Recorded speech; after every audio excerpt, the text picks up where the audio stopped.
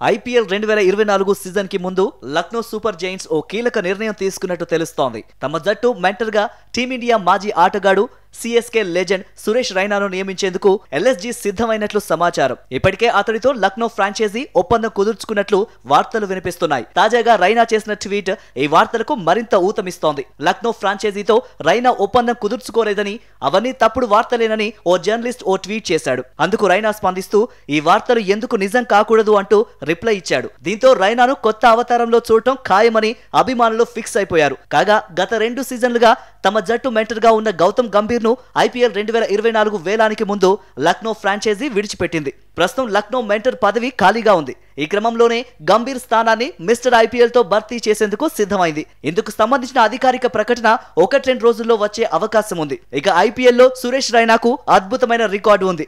Mister IPL గా పేరొందిన రైనా 205 మ్యాచ్లు ఆడి 5528 పరుగులు సాధించాడు. ఇందులో 1 సెంచరీతో పాటు 39 హాఫ్ సెంచరీలు ఉన్నాయి. సిఎస్కే 4 సార్లు ఛాంపియన్ గా నిలవడంలో రైనా పాత్ర కీలకం.